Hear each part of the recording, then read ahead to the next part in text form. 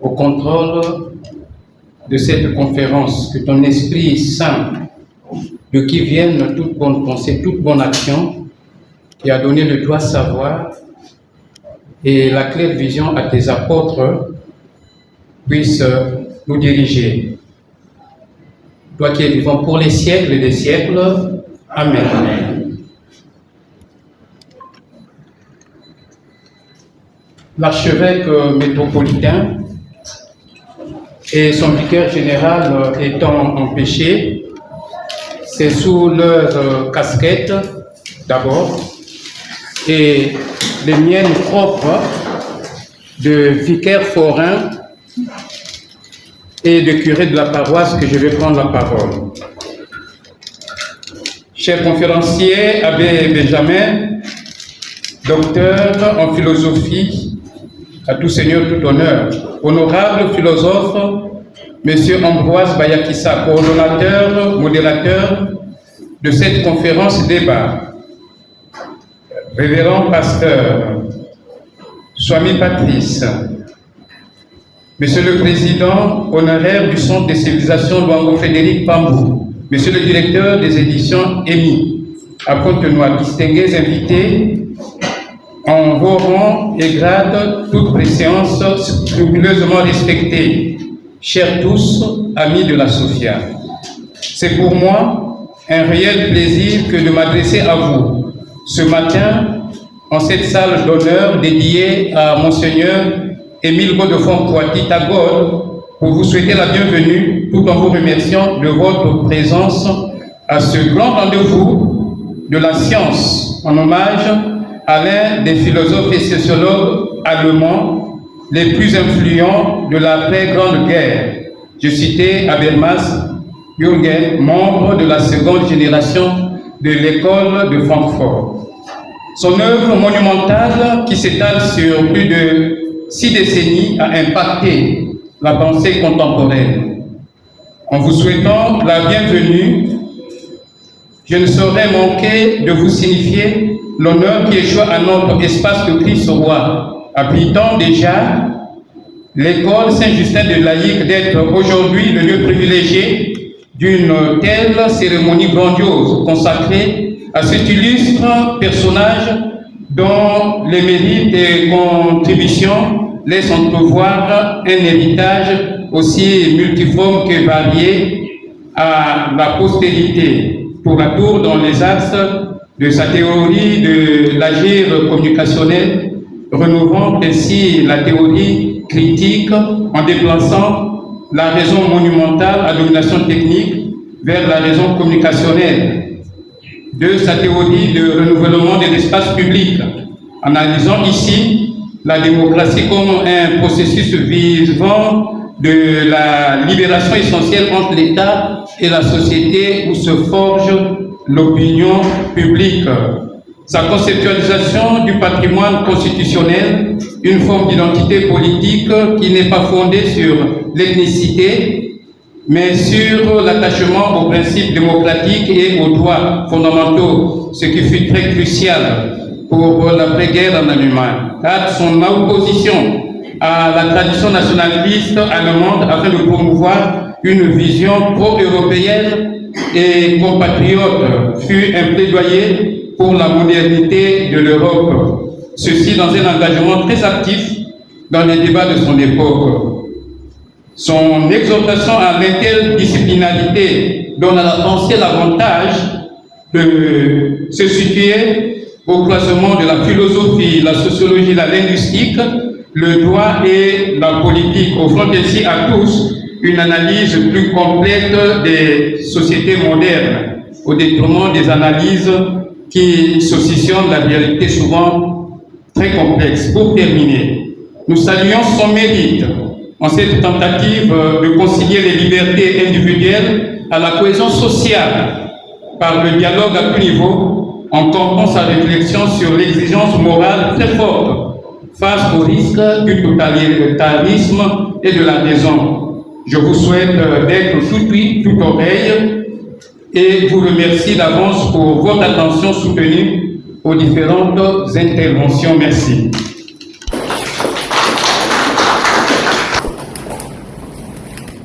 paroisse Christ-Roi,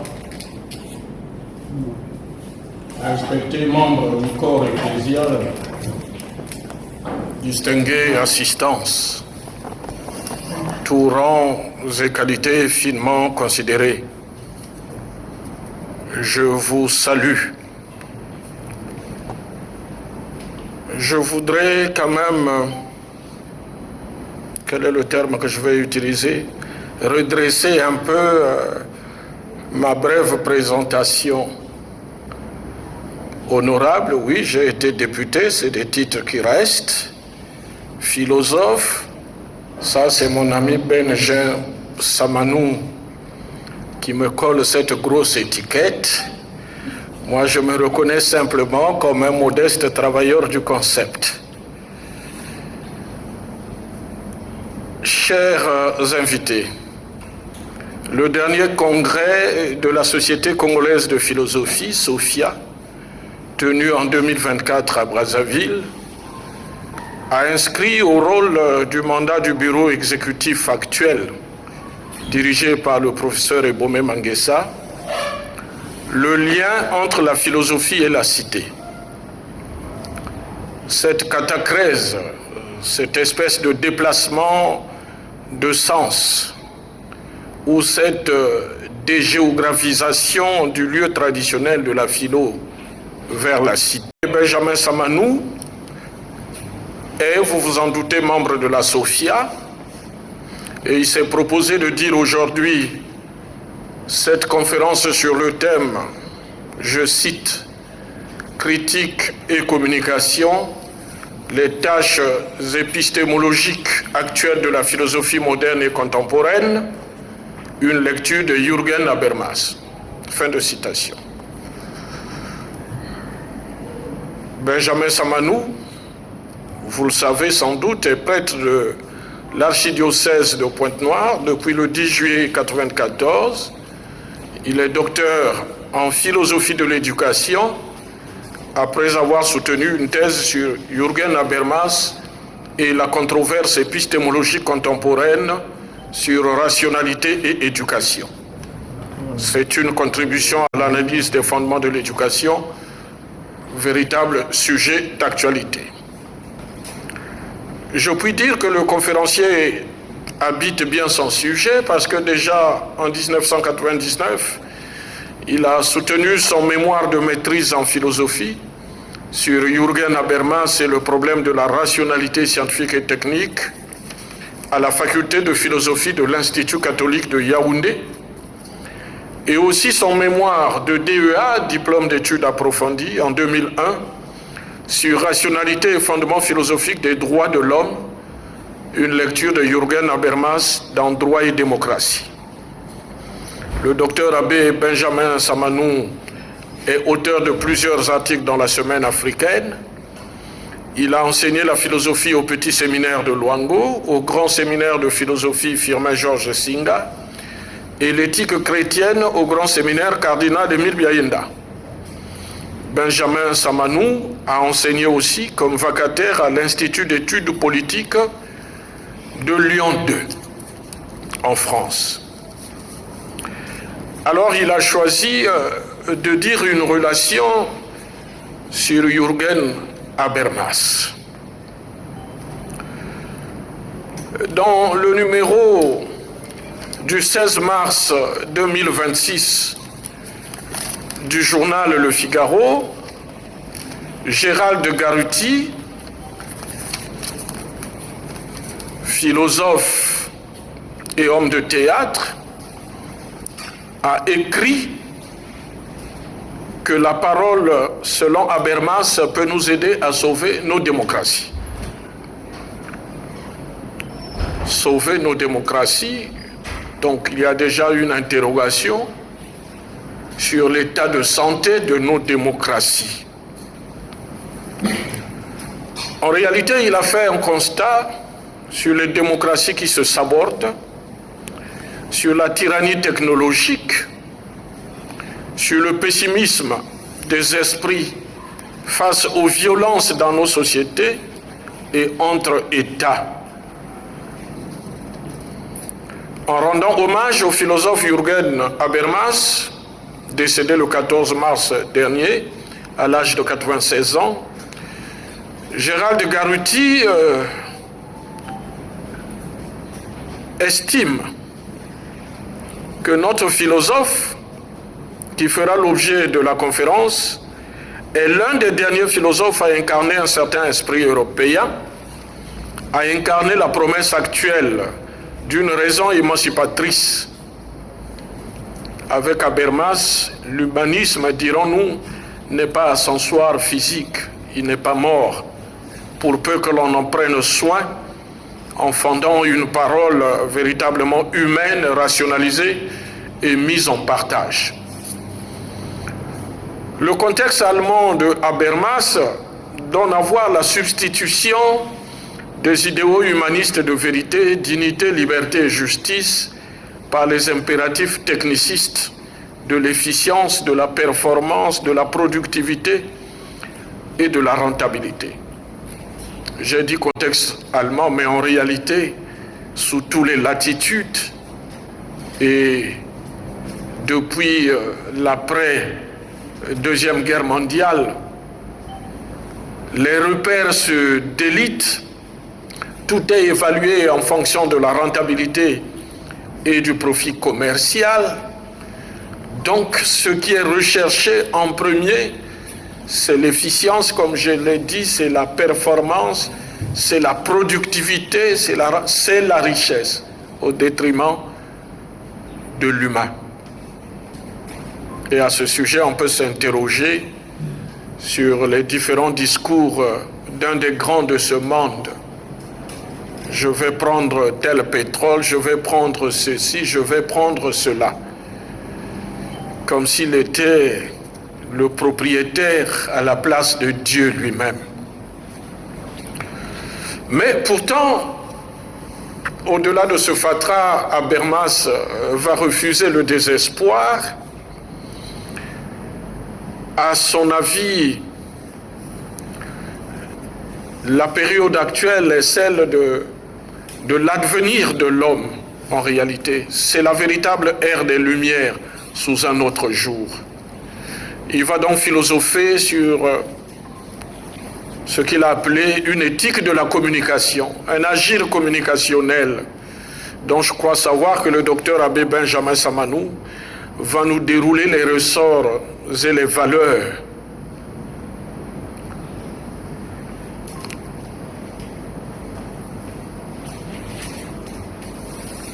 Donc, au-delà des crises multiformes et multidimensionnelles que traverse le monde, par-delà l'impression ou la conviction que dans ce monde hyper connecté et numérisé, l'espace d'argumentation rationnelle est dissous, par-delà le constat que la démocratie s'est vidée par le bas, à vrai dire, le docteur Abbé Benjamin Samanou va procéder à la monstration, pourquoi pas à travers le serrage du concept habermasien, la vérité hegelienne, selon laquelle, je cite, « Il ne faut pas voir avec les yeux naturels, ni penser avec l'entendement fini. Il faut regarder avec l'œil du concept, de la raison qui pénètre la superficie des choses et transperce l'apparence bariolée des événements. C'est dans la raison, dans l'histoire. » Le docteur Benjamin Samanou pourra creuser cela davantage, mais je sais aussi, pour avoir été dans le secret de Dieu, qu'il a choisi un angle d'attaque pour aborder la problématique du jour. C'est le côté ou l'aspect des fondements de l'éducation. Quelle éducation dans nos sociétés? Quelle place de l'enfant dans les processus d'apprentissage dans nos sociétés aujourd'hui? Nous crions chaque jour que l'éducation est en baisse, que le système éducatif a des problèmes. Bon, comment à partir de Jürgen Habermas on peut creuser quelques pistes de solutions? je ne suis pas le conférencier, donc il faut qu'à présent, je disparaisse pour le laisser croître et lui permettre de décliner sa conférence. Docteur. Merci, monsieur le coordonnateur interdépartemental de la SOFIA à Pointe-Noire et au Gouilou de me donner la parole. Chers amis Sophos, chers amis du concept, merci d'être là. Je vous salue et vous souhaite à tous la plus chaleureuse bienvenue à cette agora philosophique en hommage à Jürgen Habermas, décédé, comme on a déjà dit, le 14 mars 2026, donc un samedi, 14 mars 2026, à l'âge de 96 ans.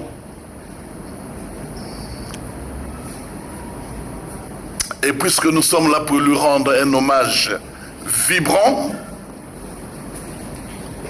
je nous invite à observer une seconde de silence en sa mémoire. Et nous pouvons rester à bord. On se lève.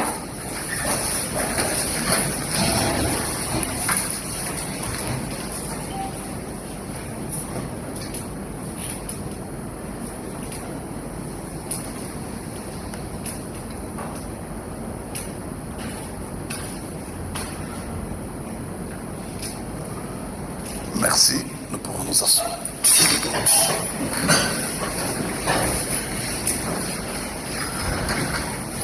Chers amis, cette conférence débat revêt un caractère particulier. Il s'agit, le coordonnateur l'a dit, le présentateur l'a dit et moi-même je l'ai déjà dit, il s'agit d'un hommage que nous rendons à l'un des plus grands philosophes et sociologues allemands de notre temps, Jürgen Habermas. Permettez-moi, avant tout le débat au fond, en ma qualité de coordonnateur de la pastorale universitaire et bibliothèque de l'archidiocèse de Pointe-Noire,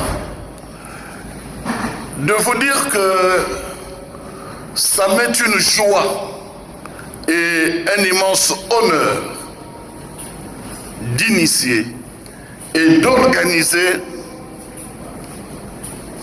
pour la première fois dans la ville de Pointe-Noire et dans notre archidiocèse, en collaboration avec la coordination de la SOFIA à Pointe-Noire et au Gouilou, cette plateforme de rencontre, de réflexion et de débat dans une pensée alerte qui se veut de part en part critique, non dogmatique et qui axiomatise, pour ainsi dire, la faillibilité du savoir humain. Mon intervention ou ma prise de parole sera structurée en 3 points. D'abord, pourquoi une conférence débat en hommage à Habermas? Ensuite, qui est-il, ce Habermas? Donc, pourquoi Habermas? Et enfin, je présenterai les lignes de force du projet épistémologique de Habermas au travers de la thématique que nous nous sommes proposés, à savoir critique et communication, les tâches épistémologiques actuelles de la philosophie moderne et contemporaine chez Habermas. Alors, mes chers amis, pourquoi une conférence débat en hommage à Habermas? C'est la question que nombreux parmi vous m'ont posée en lisant mon invitation. Certains sont allés même plus loin en me disant mais ça va nous apporter quoi une conférence sur Habermas? Certains m'ont dit c'est un Allemand, donc un Européen qui parle d'abord aux Européens. Peut-être qu'il n'est jamais venu en Afrique et vous organisez une conférence sur lui. Tout ça, pourquoi faire? Voilà autant de questions ou de remontées, de retours que j'ai reçus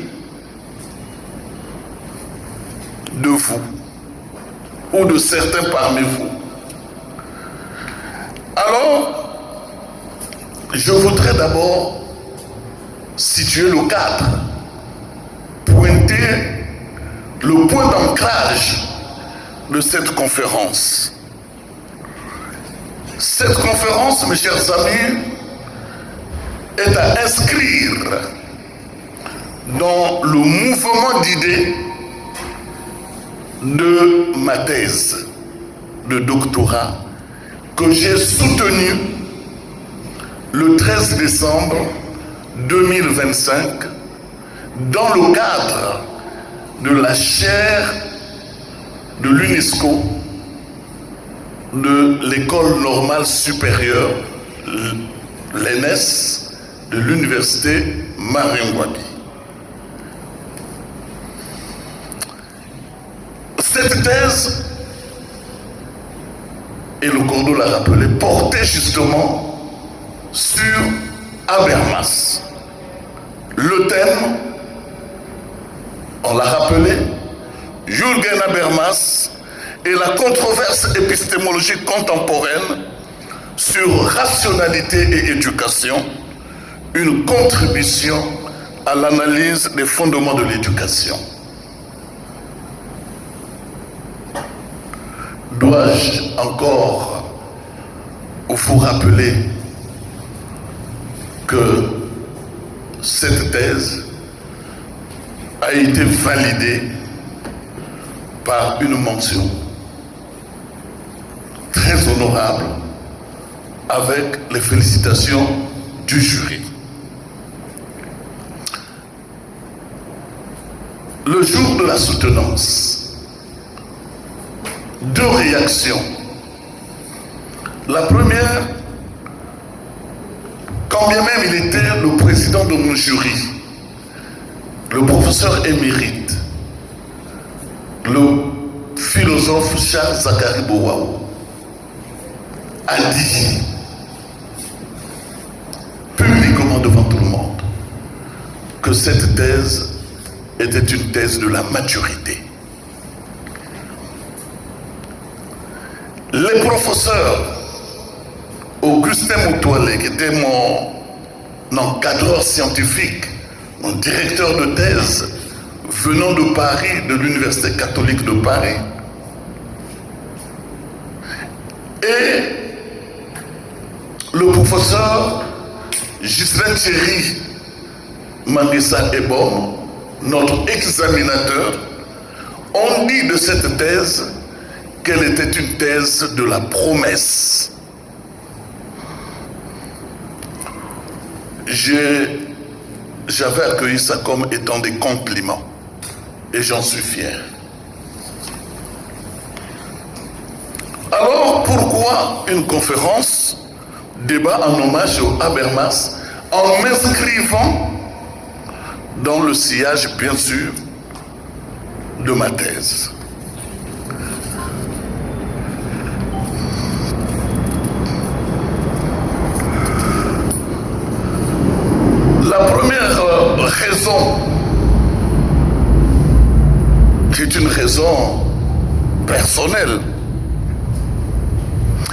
que depuis le samedi 13 décembre 2025 jusqu'au samedi 14 mars 2026, vous aurez compris que le 13 décembre 2025, c'était la date de la soutenance, et le 14 mars 2026, la date de l'annonce, ou le jour, l'annonce du décès de Habermas.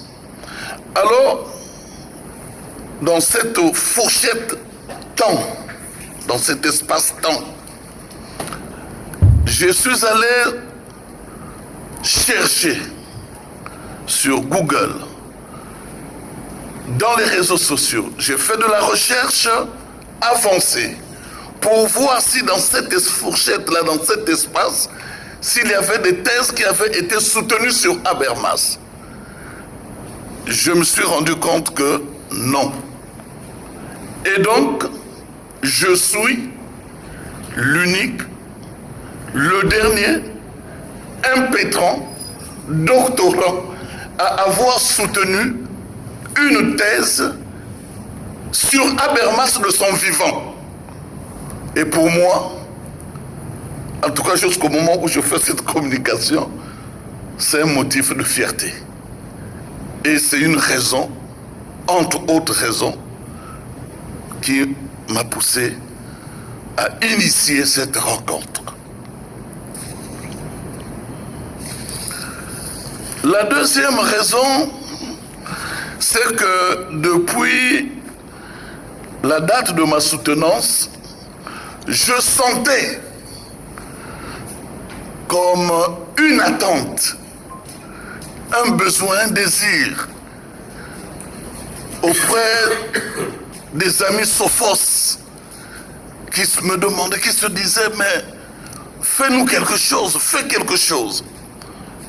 Bon, vous le savez, après la soutenance, quand je suis rentré à Pointe-Noire, le grand frère était malade, j'ai un grand frère qui était malade.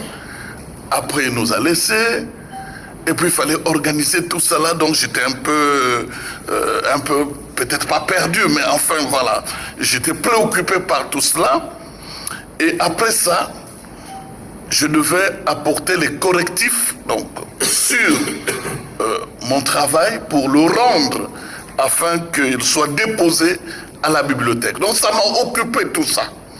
Et puis, finalement, je me suis dit, mais tiens, il faut que je me donne une occasion pour entrer en contact avec des éminentes personnalités de la Sophia. Et je suis heureux ce matin. Votre précieuse présence, votre réponse massive et motivée à mon invitation est sans contexte une marque de confiance et un geste d'encouragement pour ce que je suis et pour ce que je fais. Voilà, chers amis, les raisons qui m'ont poussé, qui m'ont conduit à proposer au coordonnateur que nous ouvrions ce matin cet espace. Alors pourquoi Habermas? Et en quoi peut-il nous être utile et nécessaire? En quoi nous intéresse-t-il? Habermas est né en 1929 à Düsseldorf, en Allemagne. Son nom figure depuis plusieurs décennies parmi les plus importants intellectuels du globe. Philosophe et sociologue, Habermas est une figure majeure de l'épistémologie du XXe siècle. À ce titre, nous pouvons dire, sans ambages, sans risque de nous tromper, que Habermas n'est plus vraiment un inconnu. et sa réputation n'est plus à faire, en tout cas notamment dans le domaine de la philosophie et de la sociologie, donc dans le domaine des sciences sociales. Habermas, dont il s'agit ce matin, occupe une place à part, en quelque sorte exorbitante, dans le paysage philosophique et sociologique moderne et contemporain. Il a été salué en Allemagne comme le Kant du XXe siècle. Et au-delà, comme l'un des plus grands penseurs de notre temps.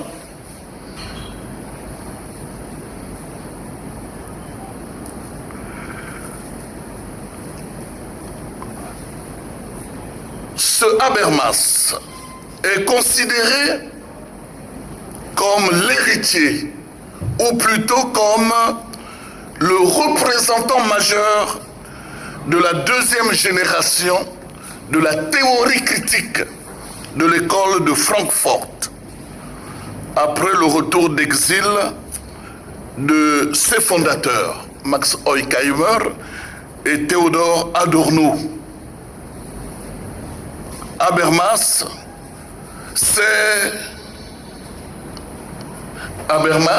a été profondément marqué par le marxisme et par la critique de la rationalité scientifique et technique, laquelle instrumenterait la nature, mais aussi l'homme, pour les intérêts de la classe dominante. En France, Habermas est considéré, à juste titre d'ailleurs, aujourd'hui encore, comme le plus philosophe des sociologues contemporains et sans doute aussi le plus sociologue des philosophes. C'est une expression de Louis Quéré, un disciple du grand sociologue français Bourdieu. Alors, qu'est-ce qu'il voulait dire à travers cette expression? Il voulait montrer simplement que Habermas est celui qui marie, qui réconcilie la rigueur conceptuelle de la philosophie à la méthode empirique de la sociologie, et partant, celui qui utilise les outils sociologiques pour analyser des sujets philosophiques, tout en appliquant une réflexion critique sur les fondements de la sociologie elle-même. Habermas est l'auteur d'une œuvre monumentale, interdisciplinaire et transdisciplinaire, une œuvre abondante et complexe qui ne cesse, en tout cas, d'être un objet de curiosité scientifique, mais mal identifié. On l'évoque souvent de loin, plus que l'on ne discute la philosophicité de ses considérations théoriques, métathéoriques et empiriques, ainsi que sa démarche, ou plutôt son approche conduite par l'exigence critique, très soucieuse de conceptualisation et de problématisation. Habermas est considéré comme le théoricien de l'une des plus importantes théories philosophiques et sociologiques du XXe siècle. Ce statut lui revient de son imposant corpus documentaire, théorique mais aussi et surtout de l'impact de ces thèses majeures dans une diversité de domaines académiques. C'est justement cette polyvalence qui, à nos yeux, représente la caractéristique impressionnante de l'œuvre interdisciplinaire habermasienne, particulièrement utile pour une réflexion étendue sur les fondements de l'éducation, nous permettant ainsi de passer avec aisance du terrain philosophique au terrain sociologique de l'analyse sociale éducative. Cela étant dit, en quoi Habermas peut-il vous être utile?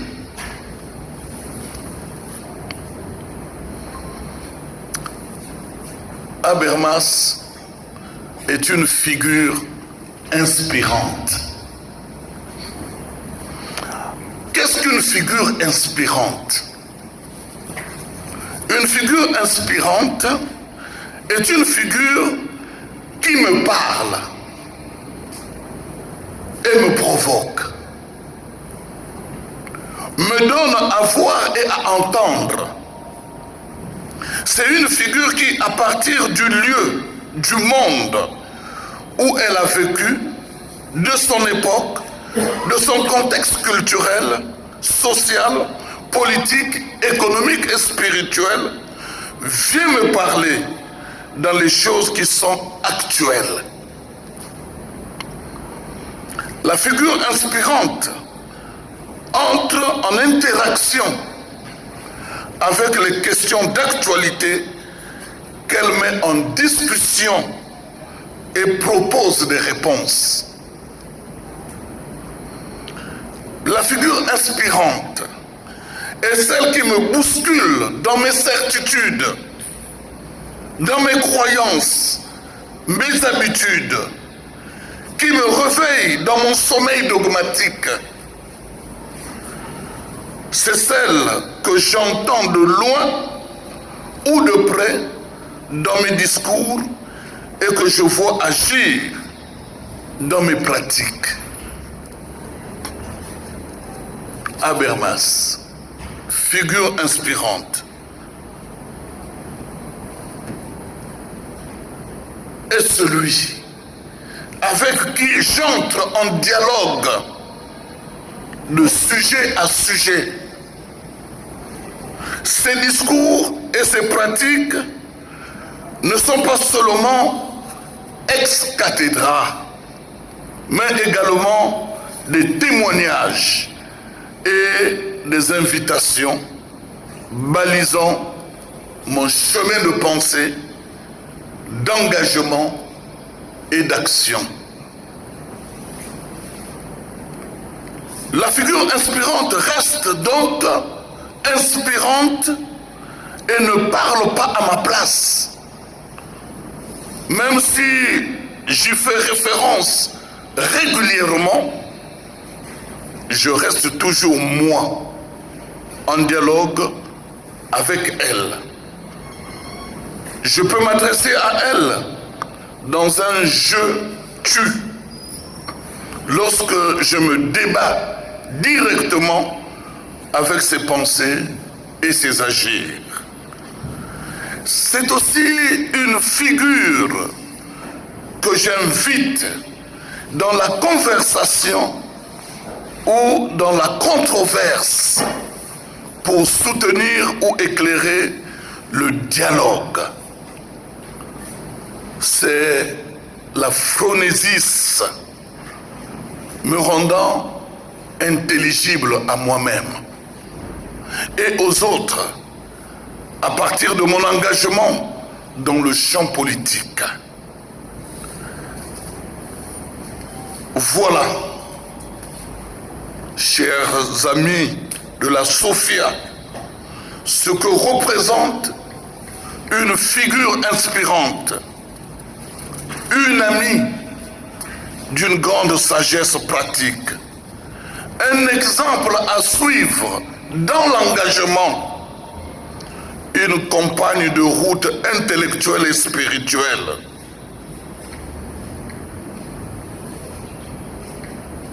Elle a vécu,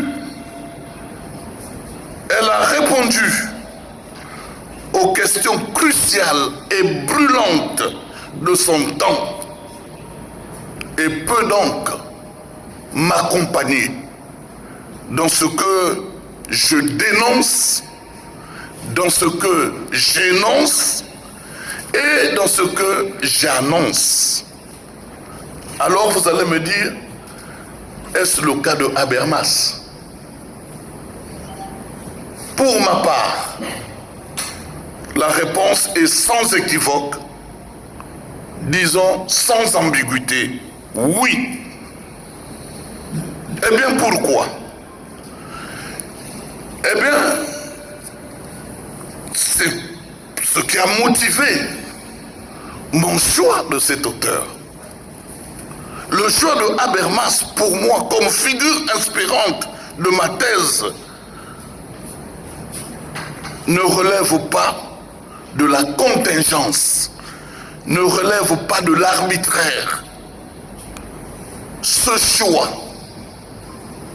découle fondamentalement de la double portée philosophique et sociologique de sa théorie, s'appuyant sur un concept renouvelé de rationalité qui s'inscrit dans l'intercompréhension et la communication intersubjectivement partagée, nous offrant ainsi la possibilité d'interpréter de manière détaillée les conditions premières de tout acte éducatif, soit le langage investi dans l'enseignement et l'apprentissage, et les actes communicationnels prenant place en salle de classe entre enseignants et apprenants, et les apprenants entre eux, ou en famille, entre les parents et les enfants entre eux. Dans cette perspective, le corpus documentaire interdisciplinaire et transversal de Habermas m'est apparu à bien des égards comme un terrain théorique idéal d'une étude s'intéressant aux fondements philosophiques, sociologiques, politiques et idéologiques de l'éducation moderne et contemporaine, du fait de son caractère universaliste, imposant sa théorie comme théorie globale de la société, répondant ainsi à une série d'exigences et de prétentions universalistes partagées par différentes sociétés et apparaissant ainsi dans la grande majorité des institutions éducatives scolaires. De ce fait, le corpus habermasien s'est avéré particulièrement pertinent pour une réflexion étendue aux fondements et aux finalités de l'éducation dans la modernité. Enfin, soulignons aussi que du fait de la nature du concept communicationnel, de rationalité qu'il propose, Habermas cherche à la fois à dépasser le rationalisme transcendantal de Kant et la critique de la raison instrumentale défendue par ses prédécesseurs. Pour lui, faire en faisant se faire, Habermas s'inscrit inéluctablement dans une tradition intellectuelle philosophique. Et vous l'aurez compris, c'est le rationalisme. Dès lors, Habermas est un philosophe rationaliste. Or, cette tradition philosophique rationaliste entretient depuis fort longtemps, depuis toujours, une série de liens étroits avec l'éducation. En ce sens donc, il n'est certainement pas sans pertinence pratique et sans importance aujourd'hui pour une réflexion élargie et prolongée de nature historique, épistémologique, sociologique et idéologique aux différentes sphères et institutions éducatives dont les conséquences ne sont pas sans importance pour la promotion d'une éducation de qualité. Cher Sophos, Habermas nous a quittés. Habermas est décédé à Starnberg à l'âge de 96 ans, le samedi 14 mars 2026. Sa mort a été annoncée officiellement par sa maison d'édition sur Camp Verlag. Et l'annonce de son décès a sonné comme un coup de tonnerre et a suscité une vague d'hommages soulignant son rôle de boussole morale et de défenseur infatigable de la raison et de la démocratie en Europe. Comme nous aujourd'hui, en lui rendant hommage, écoutons d'abord la voix de ceux qui nous ont déjà précédés sur ce terrain. Du côté des hommages institutionnels et politiques, en Allemagne, le président fédéral, Frank-Walter Steinmeier, a déclaré que le pays avait une dette incalculable envers lui, affirmant que sa voix manquerait cruellement au débat public. Le chancelier Friedrich Merz a salué la perte de l'un des penseurs les plus significatifs de notre temps. En France, le président Emmanuel Macron a rendu hommage à sa disparition, reconnaissant son influence sur la pensée. À l'ONU, le secrétaire général des Nations Unies a exprimé sa tristesse, qualifiant Habermas de géant de la philosophie, dont les idées sur la communication entre politique et société civile restent essentielles. Du côté du monde intellectuel et médiatique, on a souligné la fin d'une époque.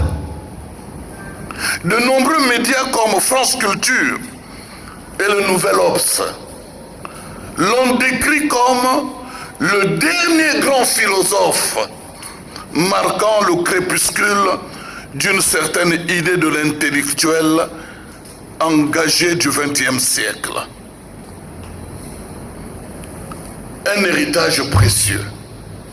Le philosophe Michael Fossel a dressé le portrait d'un modéré obstiné, tandis que les disciples d'Habermas ont rappelé que pour lui, radicalisme et réforme ne se posaient pas.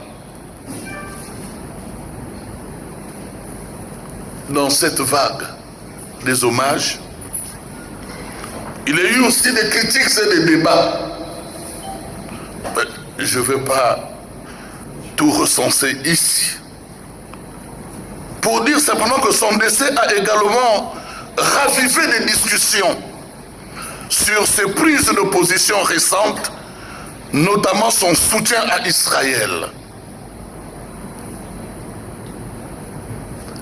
Les détracteurs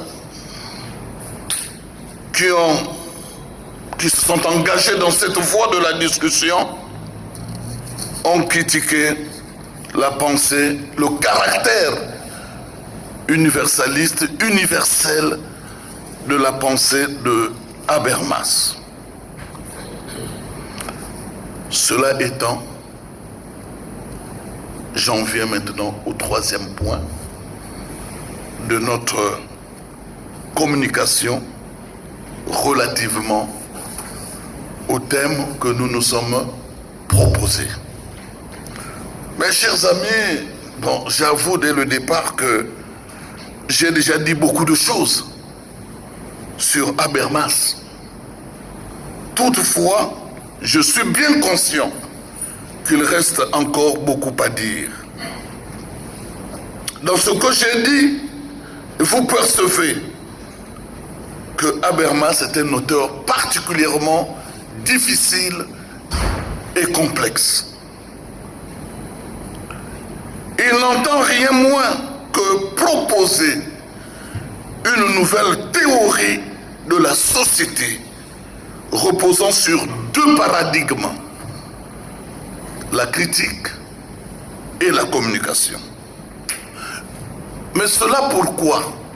Cela pour asseoir son concept majeur de raison communicationnelle, ou plutôt de rationalité communicationnelle. Son projet philosophique est de fournir les conditions de possibilité d'une existence sociale libérée de la contrainte. Il s'agit en effet pour lui de renouer avec l'invention de la modernité, c'est-à-dire repenser le sujet et sa possibilité de repolitisation dans la sphère publique.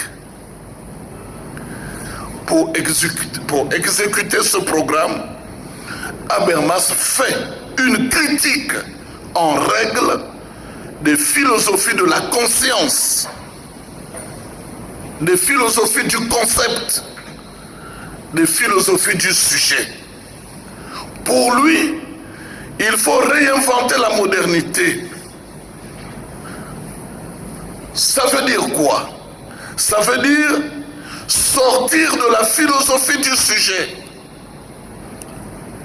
Cela, cher Sophos, peut paraître saugrenu et osé quand on sait que la constitution de la modernité philosophique repose sur l'affirmation que l'homme est une conscience. C'est ce qui le définit comme individu autonome, comme subjectivité réfléchie, c'est-à-dire comme un acteur réflexif.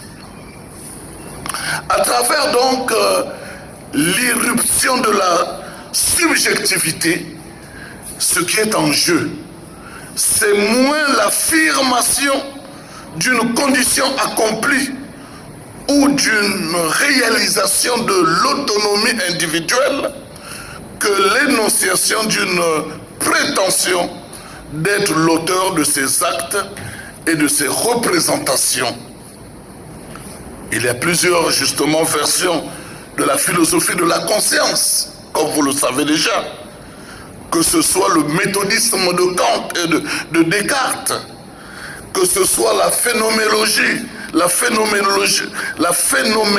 de Husserl, l'idéalisme transcendantal de Kant, la dialectique de Hegel. dans une certaine mesure, l'ontologisme de Heidegger, l'existentialisme humaniste de Sartre. Alors dans tout ça, une question. De quelle philosophie de la conscience s'agit-il? Habermas prend comme principale cible la conception cartésienne, qui a connu une prodigieuse postérité dans les temps modernes. Hegel ne pensait-il pas si bien dire lorsqu'il appelait Descartes le père de la philosophie moderne? La philosophie de Descartes repose sur une évidence première, le cogito ergo sum. C'est autour de ce principe que va se cristalliser la promotion philosophique du moi, ou l'affirmation du sujet comme réalité séparée ou comme substance. Descartes parlera de res cogitans.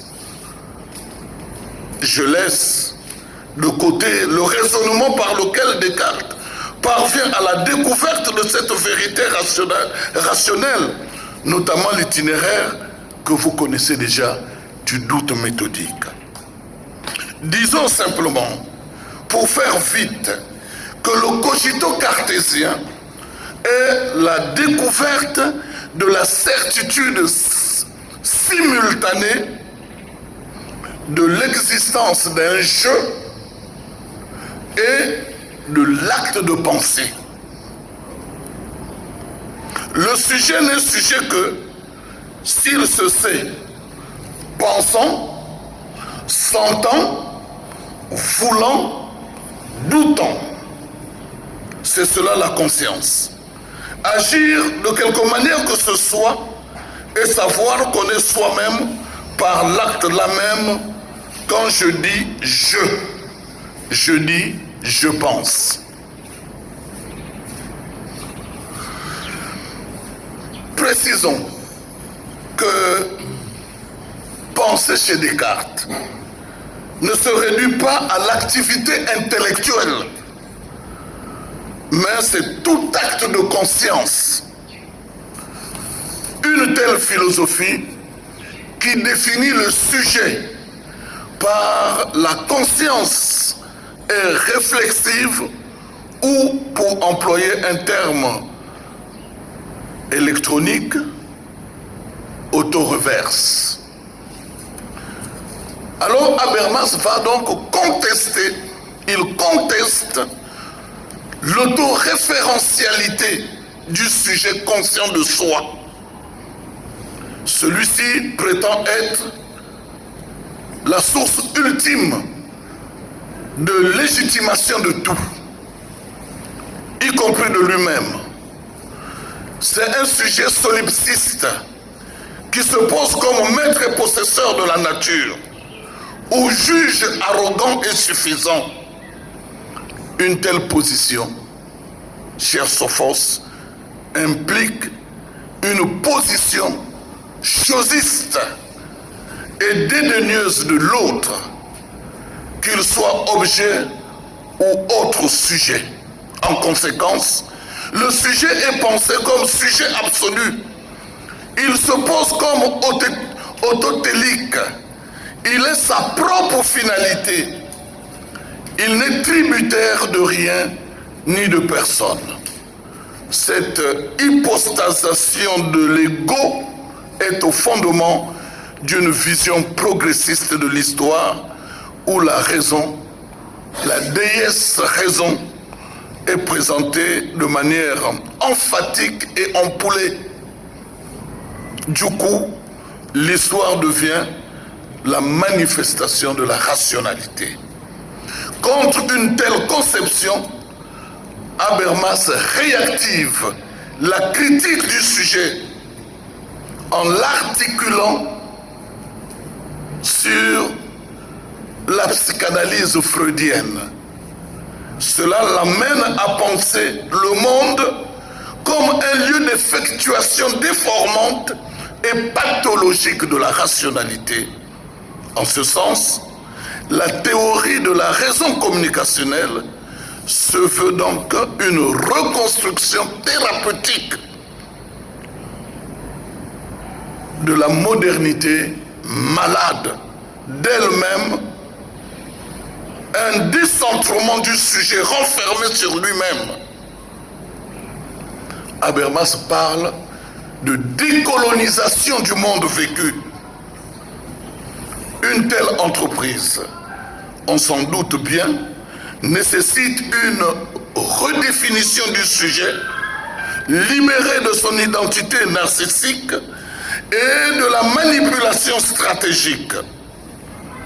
Il faut libérer le sujet de sa vision solipsiste, d'où le concept d'agir communicationnel, dont le but est d'établir l'intercompréhension dans le cadre d'une communication non retorse.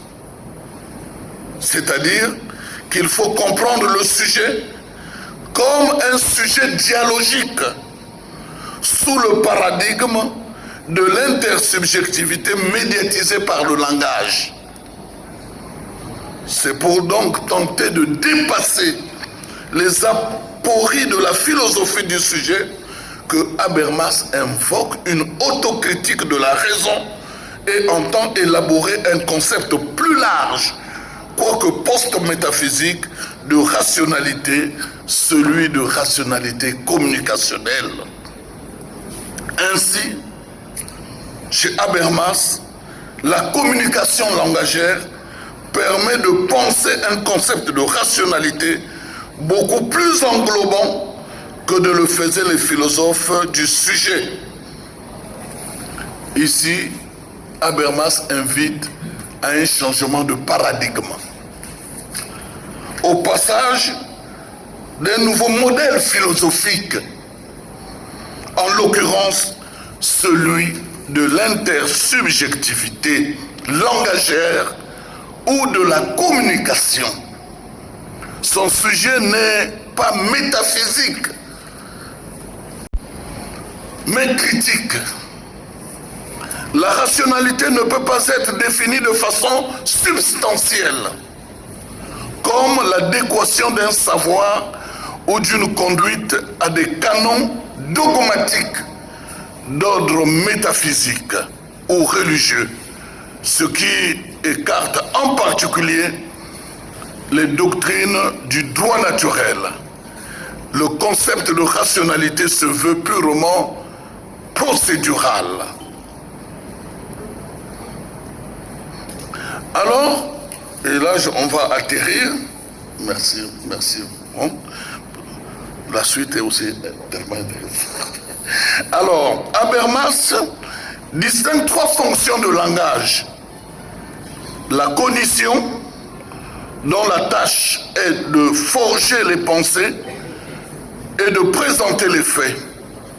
L'expression, dont la fonction est d'exprimer les sentiments et de susciter les émotions.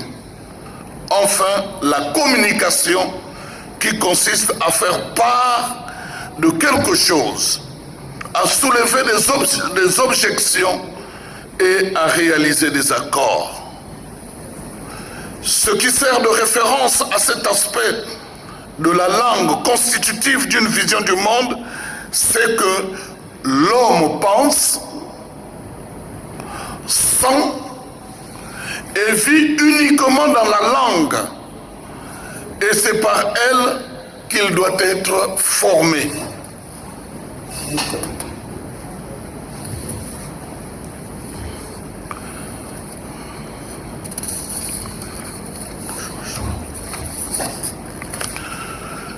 Pour tout dire, dans la perspective habermasienne de la philosophie moderne et contemporaine, la philosophie aujourd'hui se veut une entreprise critique et un outil de communication rationnelle.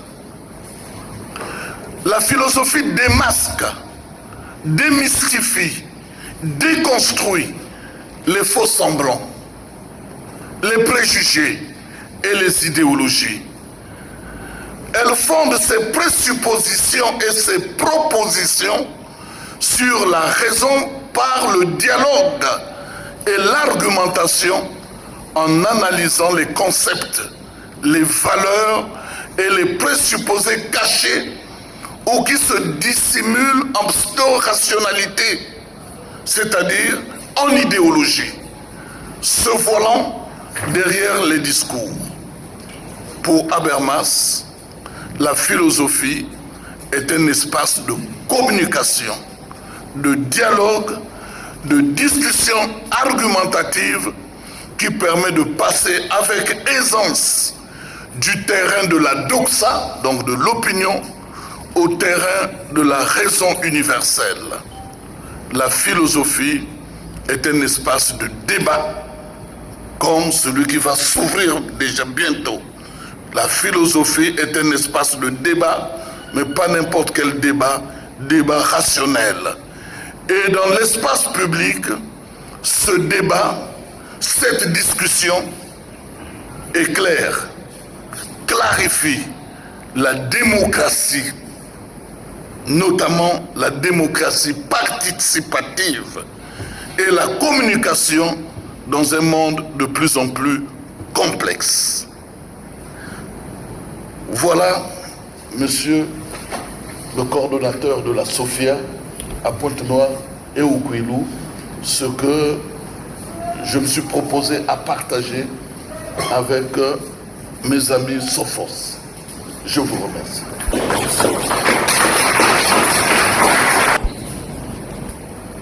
De rendre hommage à Madame l'administrateur maire de l'arrondissement de Mvumvu, qui nous a rejoints dans cette salle. Nous sommes d'autant plus honorés que lorsque on est dans une telle posture, souvent on ne trouve pas du temps pour participer au débat. Et donc, Madame le maire, merci beaucoup d'être venue. Le vieux Richard Bongo, paix à son âme, me disait, toi l'enfant là, quand tu parles, il faut avoir pitié de ceux qui t'écoutent. Mais je connais mon ami Ben et puis le sujet est tellement costaud qu'il ne pouvait pas s'arrêter si facilement. J'ai dû le rappeler à l'ordre, mais qu'il m'en excuse. Nous avons suivi donc la relation, la conférence du docteur abbé Benjamin Samanou. On peut retenir que c'est d'abord une espèce de piété filiale qui a justifié le choix par lui d'exposer sur Habermas. Piété filiale parce que il a été l'unique et le dernier à avoir soutenu sur Jürgen Habermas de son vivant. Il a soutenu le 13 décembre 2025, un samedi, et Habermas est passé de l'autre côté le 14 mars 2026, un samedi aussi. Et il s'est senti donc comme une attache filiale à ce grand homme. La deuxième raison de ce choix, c'est qu'au sortir de sa soutenance de thèse, s'appuyant justement sur les propos du professeur émérite Charles Zakari Bouaou, qui a dit que c'était une thèse de maturité, et le professeur Manguessa Ebomé, qui a dit que c'était une thèse de la promesse, à partir de ce moment-là, Benjamin Samanou s'est senti comme convoqué.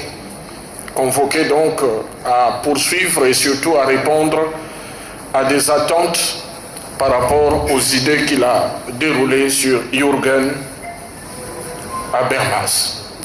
La troisième raison qui a motivé son choix, c'est que depuis des décennies, Habermas est cité parmi les plus grands de l'épistémologie, de l'histoire des sciences, de la philosophie et de la sociologie tout court. On l'a comparé au Kant du XXe siècle, Emmanuel Kant, que nous connaissons tous pour la plupart, qui, sous la férule de l'Aufklärung, la philosophie des Lumières, du côté de l'Allemagne, a écrit entre autres La doctrine du droit, Réflexion sur l'éducation, Projet de paix perpétuelle, Idée d'une histoire universelle au point de vue cosmopolite. Des ouvrages majeurs, des ouvrages au message important. Faut-il le rappeler que c'est à travers ces écrits d'Emmanuel Kant qu'est née la Société des Nations, qui deviendra plus tard l'Organisation des Nations Unies. Et avec Kant, à la suite de Kant, Habermas, donc lui-même, il se donne à lire et à comprendre la réconciliation entre la rigueur du concept, qui est le propre du philosophe, avec l'analyse empirique ou l'observation scientifique des faits sociaux par le sociologue. Habermas, c'est une réflexion étendue sur les fondements de l'éducation, a poursuivi le docteur Abbé Benjamin Samanou. Et il nous a posé la question de savoir en quoi Habermas peut nous être utile. J'ai retenu substantiellement que l'utilité de la pensée, de la philosophie habermasienne procède de ce que ce monsieur nous parle et nous provoque. Nous parle et nous provoque, c'est-à-dire bien que produisant sa pensée, bien que produisant ses réflexions dans un contexte particulier qu'est l'Allemagne, ces réflexions vont pourtant au-delà des frontières, parce que les problèmes qu'il aborde ne sont pas que propres à l'Allemagne, ils sont propres, comme je le disais au début dans la présentation, pratiquement à toutes les nations du monde. La démocratie qui se vide par le bas, c'est partout. Le phénomène d'abstention, c'est la preuve que la démocratie se vide par le bas dans tous les pays du monde. La dictature de la technologie, notamment avec l'intelligence artificielle, les réseaux sociaux, où celui qui ne parlait que dans les bars parce qu'il avait fini de boire, on ne lui prêtait pas assez d'importance, mais aujourd'hui, à travers les réseaux sociaux, on lui accorde de l'importance. Et Luc Ferry de dire que, plutôt Umberto Eco de dire que les réseaux sociaux font la promotion des imbéciles et des idiots. On peut multiplier les exemples. La gouvernance, ce n'est pas que l'Allemagne, c'est tous les pays du monde. Le solipsisme dont il a parlé plus tard, le jeu cartésien. Il y a de quoi se demander si un personnage Donald Trump, comme Donald Trump, c'est comme ça qu'on l'appelle, non? S'il n'est pas vraiment héritier de cette théorie cartésienne du jeu. Parce qu'il n'y a que lui qui compte. Je vais aller, après l'Iran, j'irai à Cuba, je vais contrôler le pétrole de l'Iran, je vais... Bon, on chope, permettez-moi l'expression, Maduro, comme un petit oiseau. Ça... Monsieur l'ami docteur, sur votre sagacité Sophos, en lui disant, je me demande si je ne l'ai déjà pas fait. Je voudrais faire une digression. Jürgen Habermas, c'est un Européen, un Allemand, et là-bas on parle le café philosophique. Est-ce que nous aussi, après cette conférence, y aura-t-il un samba philosophal?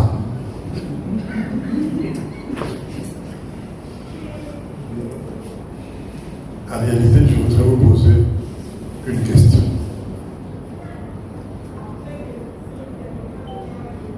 Le cardinal Ratzinger, que nous avons tous connu sous le nom du pape Benoît XVI, qui était un philosophe, me semble-t-il qu'il avait eu une diatribe avec Jürgen Habermas.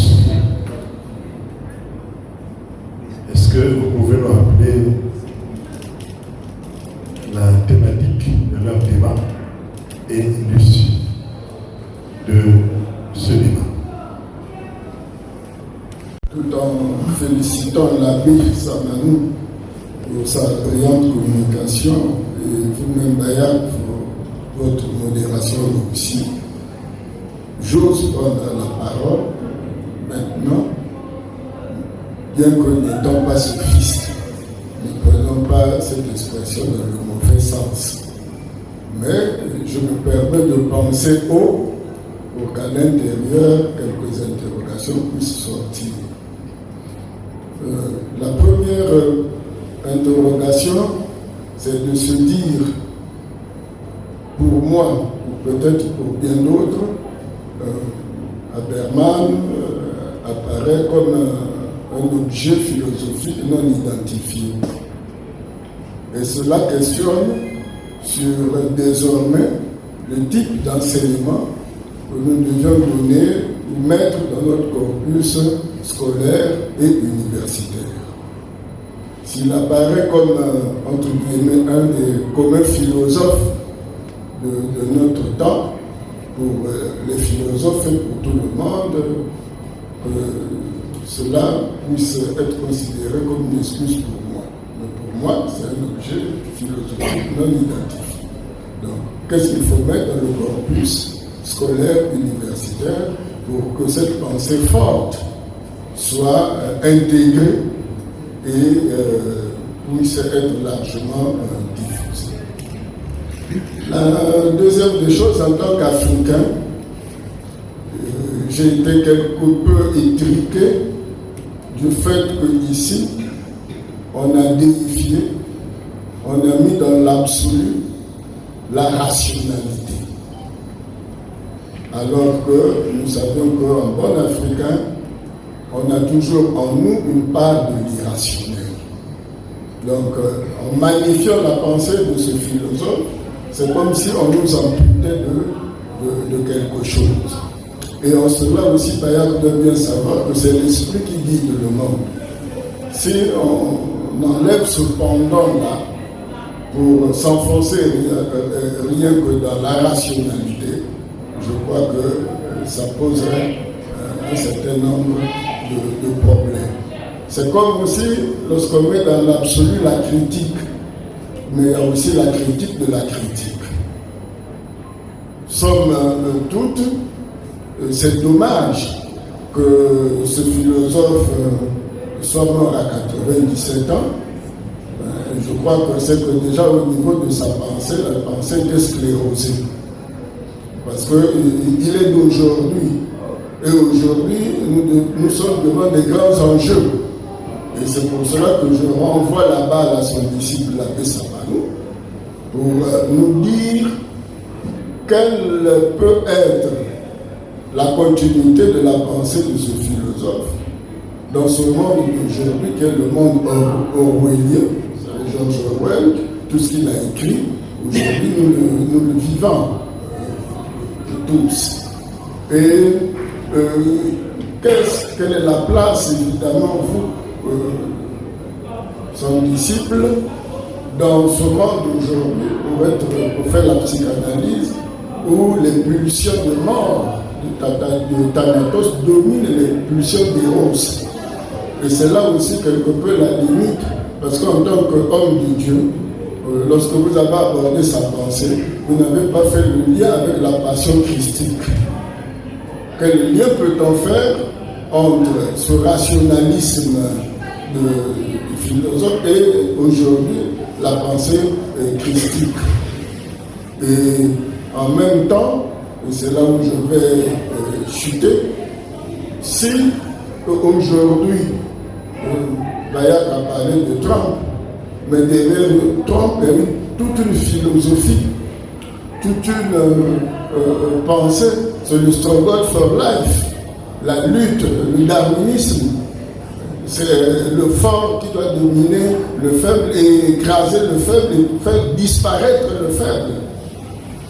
À partir de ce moment-là, nous vivons tous dans des peurs. Et comment aujourd'hui, cette pensée du philosophe allemand peut nous permettre d'éviter nos peurs, nos traumatismes et même notre disparition. Voilà à peu près ce que j'étais en train de penser à voix haute.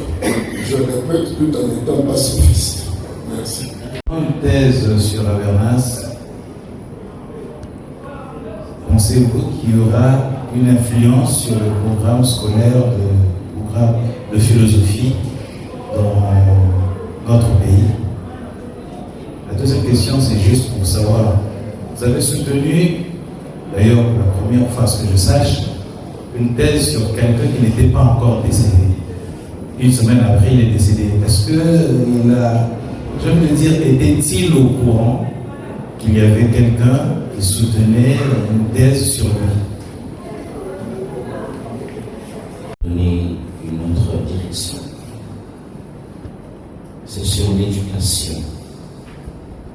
Vous avez parlé du dépassement de Habermas au sujet du rationalisme transcendantal de Kant.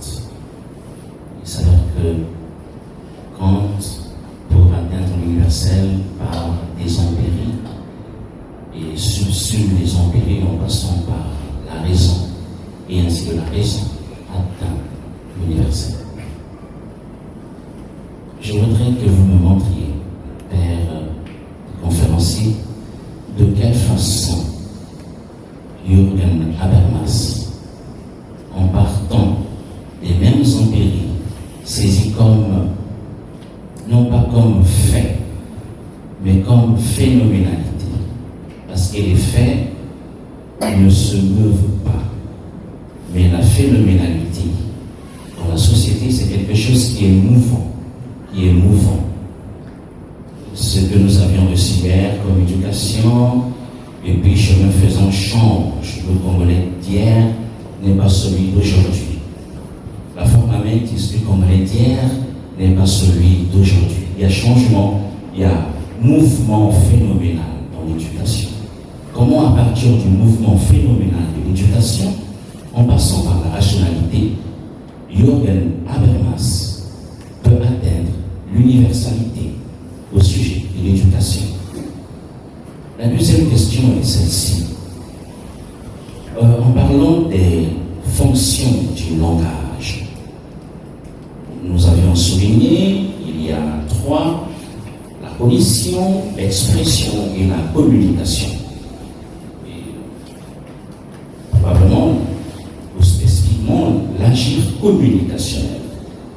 Puisque, en parlant de la société des nations qui se mettent ensemble pour traiter de tel ou tel problème au niveau du monde, au niveau mondial. Nous constatons que dans ce dialogue entre les grandes nations, nous constatons l'agir communicationnel, certes, mais il y a aussi l'agir instrumentaliste. Comme si dans ce même agir communicationnel, il y a des gens qui instrumentalisent les choses pour tirer la couverture de leur côté, ainsi dominer les autres. Comment Habermas a préconisé résoudre ce fait réel? Merci. À tout seigneur, tout honneur, je passe la parole au docteur Abbé Benjamin Savan pour faire réponse aux préoccupations des uns et des autres. Merci à tous ceux qui ont pris la parole, qui ont posé qui une question, qui une remarque, un complément, un ajout. Ben, merci aussi à ceux qui n'ont pas pris la parole. Ça ne veut pas dire qu'ils n'ont pas de questions, mais bon. Voilà, donc, d'abord quand je vois que vous êtes là nombreux, en écoutant les questions, je mesure et je perçois la responsabilité qui est la nôtre, mais une responsabilité au sens éthique du mot, du terme. Et c'est la responsabilité qui incombe et qui doit incomber à la génération qui est la mienne. Je vois qu'il y a un besoin réel d'avoir ce genre d'espace dans notre ville, dans notre église, et ce n'est que du bonheur. Donc il y a un besoin de débat, de discussion, de dialogue, voilà. Et ça, c'est de notre responsabilité. Alors, je vais, parlant de la communication, du dialogue chez Habermas, tout ça s'inscrit dans une perspective éthique. Ça veut dire quoi? Ça veut dire que la communication, le dialogue obéit à des règles chez Habermas. Des règles dites procédurales, des règles éthiques. J'ai déjà entendu quelqu'un reprocher à l'autre que non, tu monopolises la parole, il n'y a que toi qui parles. Là, il y a un problème moral. J'ai déjà entendu ça, il y a un problème moral. Effectivement, dans la communication, dans le dialogue avec l'autre, il y a une éthique de la parole. Alors, je vais vous rappeler quelques règles de la discussion, quelques règles du dialogue, quelques règles de la communication chez Habermas. Je prends une règle logique. Habermas dit que dans un dialogue, dans une discussion, aucun locuteur, c'est-à-dire les sujets qui parlent, discutant, aucun locuteur ne doit se contredire. Quand nous débattons sur l'espace public, entre nous, quand nous discutons, eh bien, aucun locuteur ne doit se contredire. Ça veut dire qu'il faut rester constant. J'allais même dire ferme dans ce que tu crois, dans ce que tu penses, dans ce que tu affirmes. Or, regardez dans la plupart des cas, dans nos discussions, dans nos débats, souvent on se contredit soi-même même. Et quand un locuteur se contredit dans un débat, il y a un problème éthique. Une autre règle.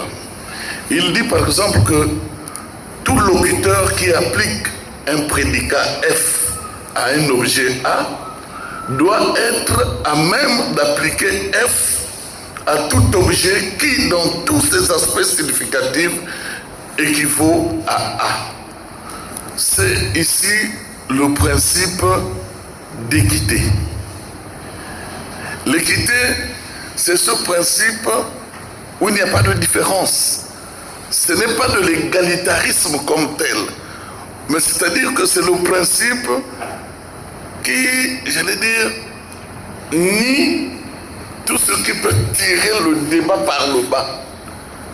Et dans un débat, tous les locuteurs partent sur, j'allais dire, la même base. Habermas appelle ça la situation idéale de dialogue. Ouais, quand nous entrons dans un débat, pour lui, nous entrons sur le même pied d'égalité. C'est-à-dire, il n'y a pas dans un débat quelqu'un qui est supérieur à l'autre. Donc, et ça c'est important dans la discussion, dans nos rapports, dans l'interaction à l'autre. Or, souvent, j'ai déjà entendu des gens sur un plateau, on te fait le reproche, ah mais tiens, vous êtes le professeur, alors moi je suis l'étudiant, alors, parce que justement, vous avez quelqu'un qui pense que lui il est supérieur à l'autre. Donc dans le débat, il faut faire très attention dans la communication, dans le rapport à l'autre.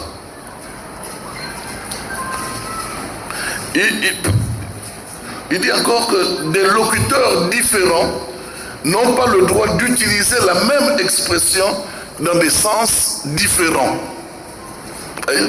Et ça, vraiment, mes chers amis, je veux bien, c'est un allemand, mais regardez dans nos débats, dans nos discussions, dans nos communications, combien on est loin de respecter les règles du dialogue. Et donc, des locuteurs différents n'ont pas le droit d'utiliser la même expression dans des sens différents. Et c'est souvent la cacophonie dans nos débats parce qu'on ne se comprend plus. Parce qu'on ne donne pas le même contenu aux expressions, aux mots que nous utilisons, aux vocables, aux concepts que nous utilisons. Et souvent, chacun va dans son sens. Dans son sens. Or, nous n'avons pas le droit, si nous voulons discuter de manière rationnelle, nous n'avons pas le droit d'utiliser des expressions dans des sens différents. Il faut qu'on se comprenne. L'objectif, c'est quoi? Quelqu'un l'a dit, c'est pour qu'on se comprenne, pour qu'on s'entende, c'est-à-dire pour parvenir à un consensus. Et chez Habermas, la discussion, la communication langagère par le langage, ne nous aide pas à nous accorder. Ça veut dire que la communication est déformée. Il appelle ça une communication déformée. C'est-à-dire une communication ou un débat qui n'aboutit pas au consensus. Parce que l'objectif, c'est ça. Si nous débattons, si nous discutons, sinon c'est pourquoi? C'est pour que nous puissions nous accorder, nous puissions nous entendre. Or, si dans un débat, on ne peut pas se comprendre, on ne peut pas s'entendre, on ne peut pas... non seulement parce que les règles du débat ne sont pas respectées, mais encore, il y a un déficit consensuel dans cette discussion. Donc, ça, à mon sens, c'est pas simplement propre aux Allemands, mais c'est propre à tout être humain, donc à tout locuteur. Tout locuteur ne peut affirmer que ce que lui-même croit. Ne peut affirmer que ce que lui-même croit. Quiconque s'en prend à un énoncé, à une norme qui n'est pas l'objet de la discussion, doit en fournir la raison, les preuves. Il faut justifier ce que tu dis, ce que tu crois. Il faut le justifier. Il faut donner des raisons. Et donc, ici, nous sommes dans une perspective éthique de la discussion. C'est-à-dire, dans le débat, dans la communication, dans nos échanges, nous devons toujours rechercher l'entente, la compréhension. Ça me paraissait important de rappeler ça pour qu'on comprenne, quand Habermas parle de la communication, de quoi s'agit-il? Surtout la communication langagère, c'est la communication par le langage. Ce n'est pas la communication technique, instrumentalisée. Voilà.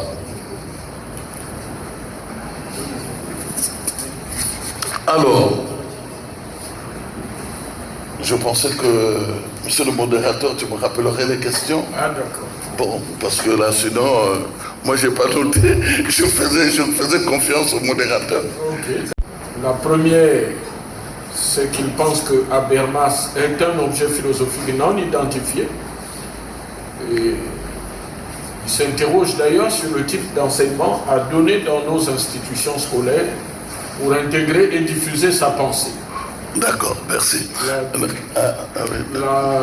Sa dernière question, c'est le fait qu'il se rend à l'évidence que la rationalité est déifiée par rapport à tout ce que vous avez développé, ce qui n'est que la conséquence logique de la lecture de Jürgen Habermas, alors qu'en tant qu'Africain, on a toujours une part d'irrationnel. Il a poussé le bouchon plus loin, qu'il me permette l'expression. À 96 ans, Habermas, c'était déjà une pensée sclérosée. Quel avenir dans le monde aujourd'hui avec cette pensée d'Habermas? Voilà.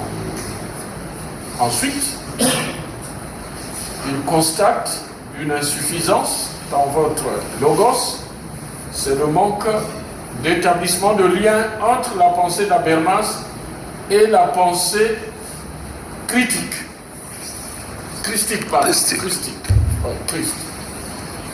Et enfin, on est dans un monde que nous avons décrit au départ de notre présentation, un monde insécure, un monde de la peur.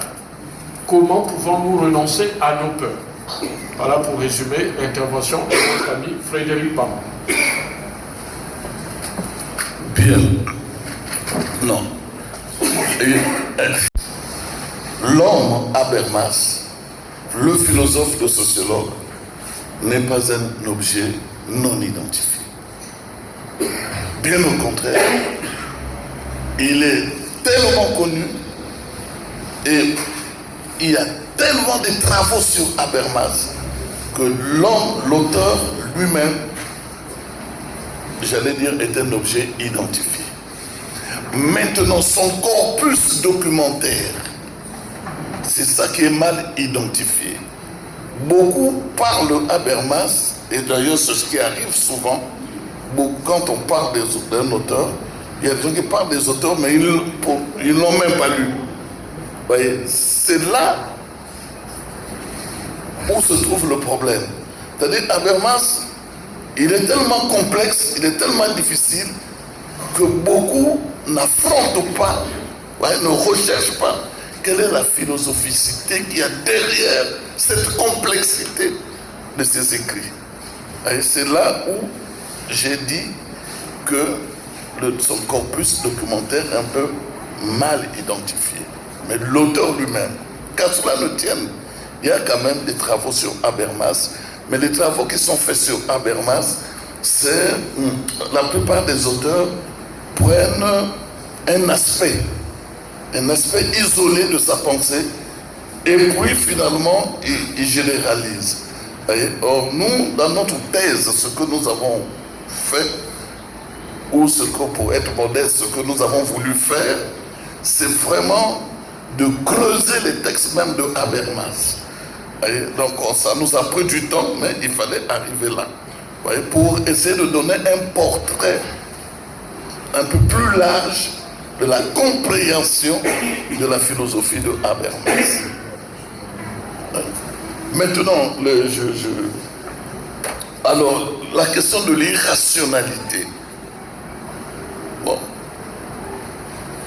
Souvent, c'est là le débat entre rationalité et irrationalité. Justement, l'horizon de Habermas. La perspective habermasienne, c'est justement de pourfendre l'irrationalité. Parce que le sujet dialogique, la rationalité habermasienne s'exprime et se dit dans le dialogue. C'est l'expression du dialogue qui incarne la rationalité. Or, l'être humain est un être qui communique, qui parle. qui doit entrer en contact avec l'autre. Et c'est à ce niveau-là, dans cette interaction intersubjective, que se situe la rationalité habermasienne. Et donc, dans cette perspective-là, on ne peut pas intégrer l'irrationalité. Bien au contraire, il faut aider le sujet dialogique à sortir de l'irrationalité. Il ne faut pas qu'il s'enferme. L'enfermement dans l'irrationalité, c'est l'incapacité à communiquer avec l'autre. Or, nous sommes appelés à nous parler. Nous sommes des sujets parlants, agissants, dialoguants. Et c'est ça qui exprime la rationalité. Donc la rationalité habermasienne, ce n'est pas une rationalité pour répondre un peu à beaucoup de questions qui ont été. Ce n'est pas une rationalité de type substantiel. Habermas ne fait pas de la métaphysique. Ce n'est pas de la spiritualité. On n'est pas dans l'abstrait. On n'est pas dans la rationalité absolue dont on parlait Hegel.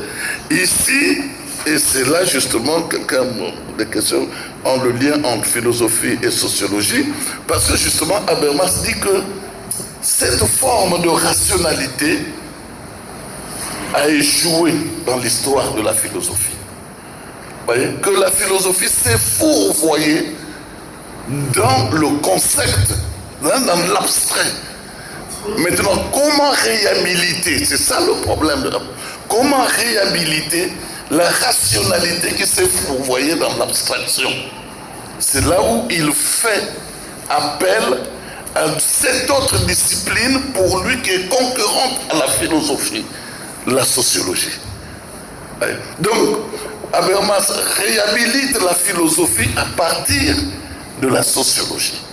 Maintenant, dire est-ce quand il critique Descartes, est-ce qu'il est philosophe ou il est sociologue? Mais non, il ne faut pas dire ça, faut pas séparer. Habermas est philosophe et sociologue. Donc, il a besoin des outils de l'analyse empirique pour justement comprendre les questions philosophiques qui s'opposent à lui. Il ne faut pas séparer. Il n'y a pas un Habermas philosophe d'un côté et un Habermas sociologue de l'autre. Non. Donc quand il critique, et dire aussi, mais sinon se faire offense à Habermas, dire que le cogito cartésien est inébranlable, mais c'est ce que Descartes lui-même pensait.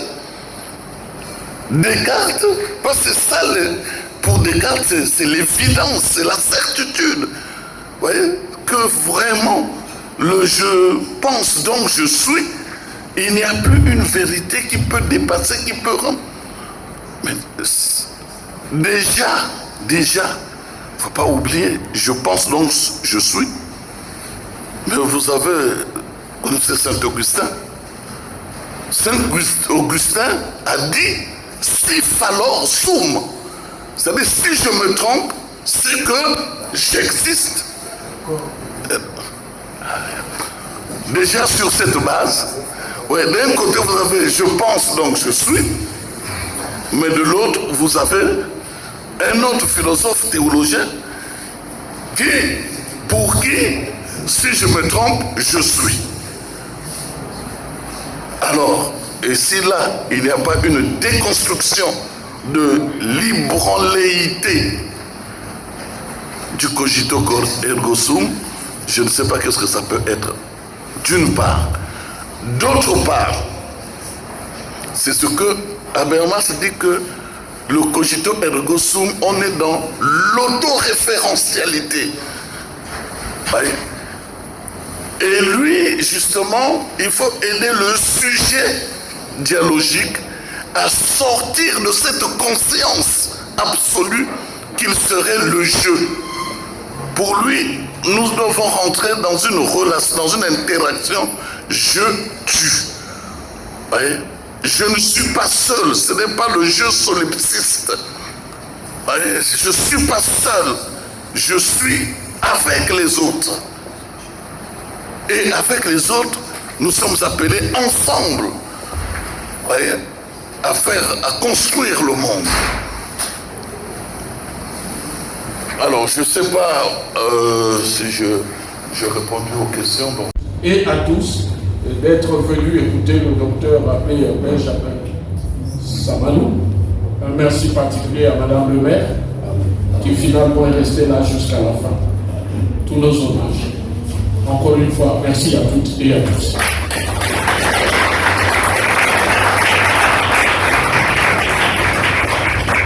Je donne la parole à... Nous disons grand merci au conférencier pour son exposé magistral. Merci aussi au coordinateur qui a dirigé. Merci à toutes vos contributions qui enrichissent l'univers de la Sophia. On a commencé par la prière, on va terminer par la prière. Nos invités de marque vont passer vers le bureau du curé pour signer dans le livre d'or. Voilà. Père et du Fils et du Saint-Esprit. Amen. Seigneur, nous te rendons grâce pour cette cérémonie qui prend fin. Que ton Esprit Saint continue à féconder nos intelligences. Toi de qui nous tenons l'aide et la vie. Donne-nous non seulement d'écouter, mais de vivre toutes ces réflexions pour la promotion de la vie humaine et pour le meilleur vivre ensemble. Toi qui es vivant pour les siècles des siècles. Amen. Amen.